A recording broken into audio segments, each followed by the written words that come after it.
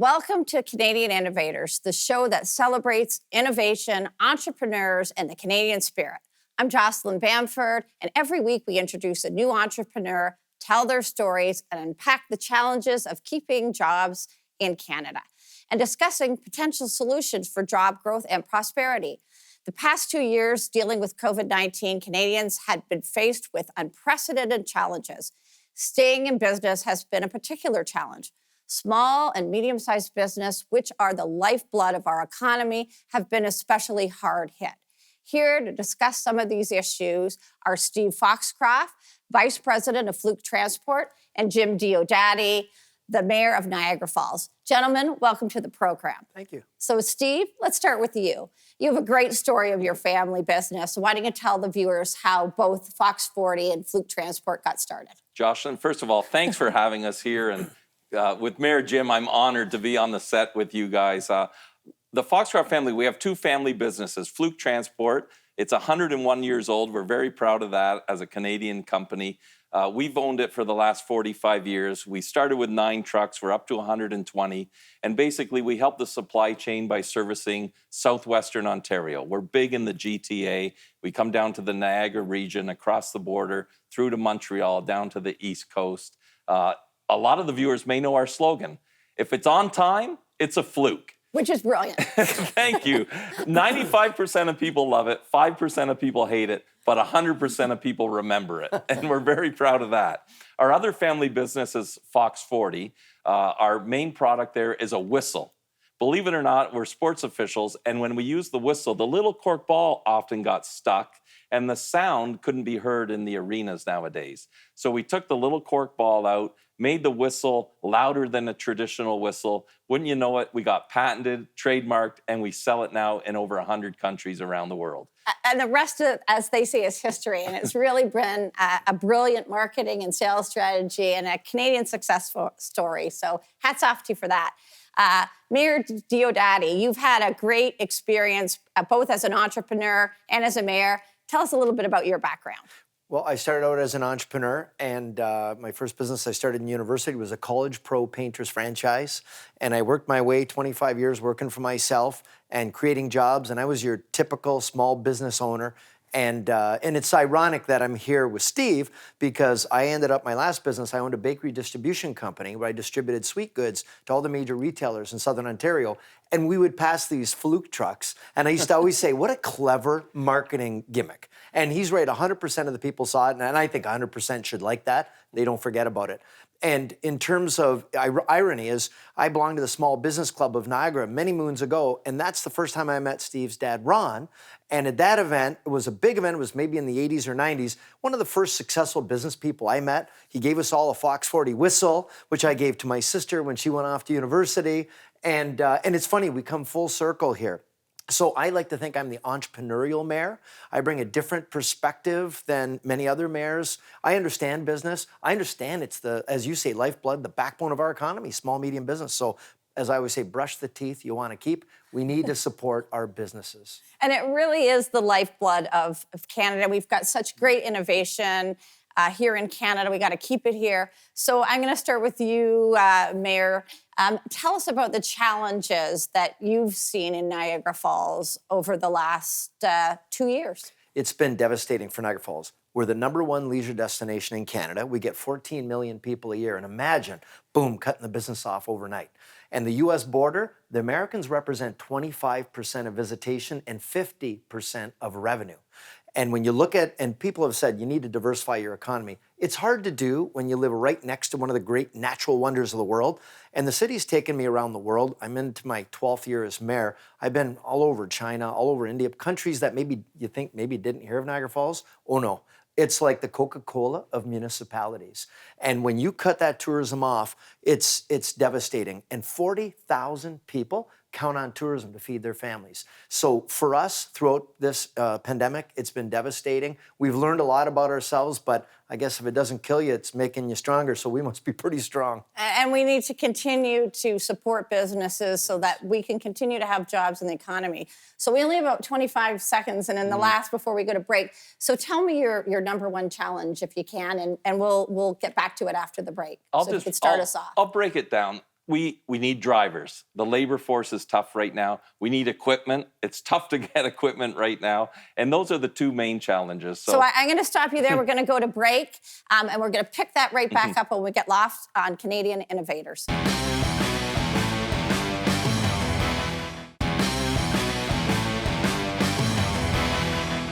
Welcome back to Canadian Innovators. We're going to, right before the break, we started to talk about the labor shortage and what a challenge that is. So why don't you talk a bit about the challenges that businesses face trying to attract and keep labor during the COVID-19 pandemic? Yeah, I think the 2008 pandemic was the financial pandemic. I think this pandemic, or the crisis back then, this pandemic, I think, has created an HR pandemic. And we've had very, very difficult times getting trades, right? Getting people back to work.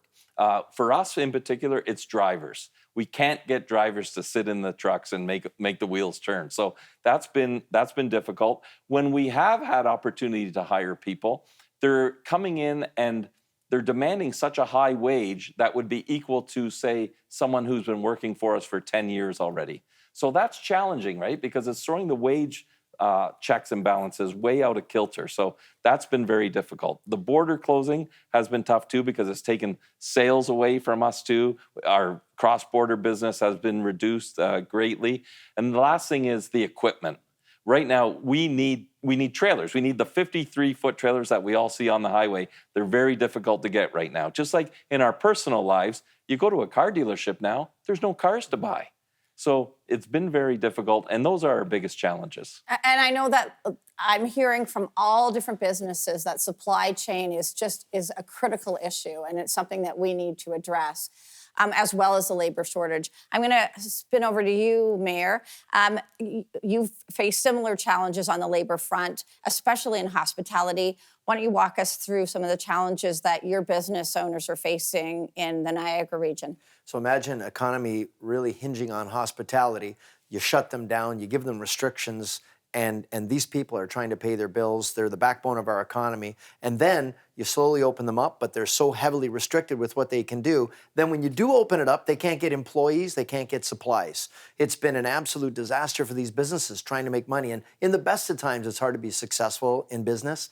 This is the worst of times, and it definitely is separating the people that are going to be successful from those that aren't. But it also pivots and creates innovative opportunities. I was in a restaurant last week, Jocelyn, where they had a robot server coming to the tables delivering the dishes. And I took video of it, I thought, oh my gosh. And it was cool in a neat way, and this robot came, you take your food, push the button, it goes back.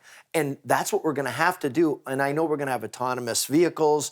It has to happen if we're not going to have the employees to fill the job. So even in our sector in tourism, we're having the same problem. Some restaurants are closed 3 or 4 days a week. They can't get employees.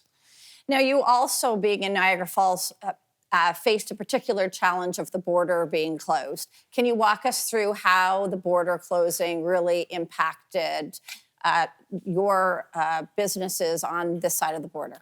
Well, at least after 9/11, it was only a short period. We've never had the border closed for this long. And you got to remember, we've got 4 crossings in Niagara into the U.S. As I mentioned, the Americans represent 50% of our revenue. We cut them right off. It's been unbelievable for us. And the other thing people don't realize, we see Niagara Falls as one city divided by a border. Niagara Falls, USA, Niagara Falls, Canada, because we have family on both sides, we have businesses on both sides, we have people that own property on both sides. Canadians like to go skiing in the South Towns, Americans like to come to the beaches in Niagara. So there's so much of this cross-pollination between. And when you think about it, the longest unmilitarized border in the world is shut down. What happens? People don't realize there's daily supply chains, doctors, nurses that work back and forth. It was a real messed up situation for everybody trying to figure out what we're going to do, how we're going to do it. So we've been pressing the government to come up with some means that we can actually cross over, we can actually do business, not miss that important funeral or that important event, and look for ways to pivot around. And we get why they're doing these restrictions and why they're doing testing, but give us a way around it for those things that are essential that we need to get to. And when we talked prior, we talked about the different rules going over to the States. you need a rapid test. Coming back, you need a PRC test. There's a difference in the cost of getting each one of these tests. It eliminates people coming back and forth for a day trip. So I know we've talked about how those have impacted. What would you like to see in that area? Well, we'd like to see them remove the PCR testing. We'd say, if you're going to do anything, do a rapid test, because it's obvious the Americans have not come back. And when we were kids growing up, we would always look at how many plates from how many states we could find. Oh, New Mexico, there's a California, you don't do that anymore. You just get a handful of New York State plates. So they're not coming back. People are not traveling. This summer I went to Boston and Cape Cod with my dad, my brother, and it was a challenge. It was so much work. The expense and the time, it's just enough where people are going to say, forget it, it isn't worth it. We'll keep our money in the U.S. So we're going to get to those solutions after the break. We're going to stop here on Canadian Innovators, and we'll be back for some solutions.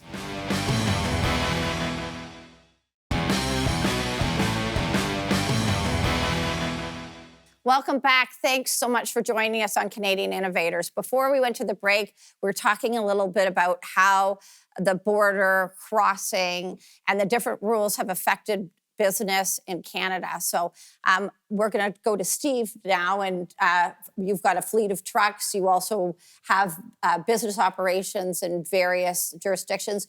Can you tell us about how the border closing and the rules going back and forth have impacted your business and your supply chain? Yeah, really, 20 to 25% of our business, we rely on doing cross-border shipments. So that's really disappeared. We have no trucks now crossing the border. The only thing that has happened is the border crossings have been efficient because nobody's crossing. So that's not a positive, really. So that's been the biggest challenge for us, is we've just lost that business, and it's not replaceable. So it's very frustrating that this whole border closure, the way it happened, as Mayor Jim talks about, like, it's the biggest unmilitarized border in the world. It's a friendly border. A lot of us who live in this area, we consider ourselves binational. We cross routinely. So something needs to be done there. And are we talking about consistency of testing or just opening it wide up? What would you like to see? Well, I think we have to reward the vaccinations, right? 80+% of us have been vaccinated. So I think get rid of the testing part. Like, trust us and put your money where your mouth is on us getting vaccinated. So I'd like to see that, because it reduces the amount of people that will even want to go for a day trip, like our lifestyle that we've had. So that's not really our business side of it, but does affect the business side as well. Nataka, you also are, in your spare time, a ref for the NFL. So you've been to some of the games. Are you seeing a complete difference in attendance on some of the NFL games across border? Well, we went a year with no fans at all. Now this year, I think it's something that every Canadian that likes the Bills, in our example, should experience again. The 20 minutes before kickoff, the energy in the stadium and all that, I think, and you're outdoors too. It's safe. And we should be able to cross the border to do that. The Bills on their side, Mayor Jim will tell you, we rely on that for the business in Canada. They rely on it as well. So let's get back to that. Right, and you know, no one's going to go across for a Sabres game or a Buffalo Bills game if they have to get a PRC test. That's going to take anywhere from 24 to 72 hours. So we need to get back to normal. And I'll tell you, traveling for me in the U.S., been to trade shows, it's a completely different world there. It's open, they're doing their business, they're getting back to business, and we need to do that here in Canada. So over to you, Mayor Diodati. Can you share with us, what would you do? If you were the Prime Minister or the Premier, what would you do to fix the situation we are in and get businesses back on track? Well, first thing I do is I consult with my border city mayors. We have regular calls, and we used to do it with Minister Blair, and we would give them feedback. I always said, in business, I go to my customers, client, frontline people. They usually know the answers. Come to us. We live in the border. We understand. We grew up with it. We understand it much better than anyone else. And what will work. So the first thing, we passed a resolution at our city council this past Tuesday asking for the elimination of testing. The PCR tests are expensive. They're an encumbrance for people coming. And I know situations where they weren't done in time, where the 72 hours expired. So it's where people just say it isn't worth it. So my suggestion would be to talk to the mayors. listen to what we're saying, and also communicate. I'm talking to Congressman Higgins on a regular basis, Chuck Schumer, Senator, Senate Majority Leader. We talk all the other border city mayors on the U.S. side, and we're talking about solutions. And they're saying, why are you guys doing this? We don't understand. And as mentioned here, by Stephen, our vaccination rates are well into the 80s. I mean, our numbers are fantastic, and yet we're still acting as if it's not. It's very frustrating for everybody, the messages, and it's a quality of life now. We want to go watch Josh Allen in the Bills. We want to go to the Sabres games. We want to go over the river shopping. We want to go visiting our friends and our family members, and they want to bring their money here and do the same. You know what I'm afraid of? People are going to learn some habits of shopping elsewhere. They might not want to come back. We've got to open the door, roll out the red carpet. As long as you're fully vaccinated, and especially that's your incentive to get vaccinated, you get to come into Canada. And it's especially true that we are conditioning people to stay in their houses. Our plant has been open throughout COVID, and I have to say that I believe our employees are much happier because they've had purpose in their life. You need to go to work to feel fulfilled. So I think we need to get back, and those are some great ideas on how to get back. So we're going to take a short break in a minute, and then I want to get back to your solutions, not only on the cross-border, but also on the labor shortage and what we do to address that. So quick break, and we'll be back with Canadian Innovators.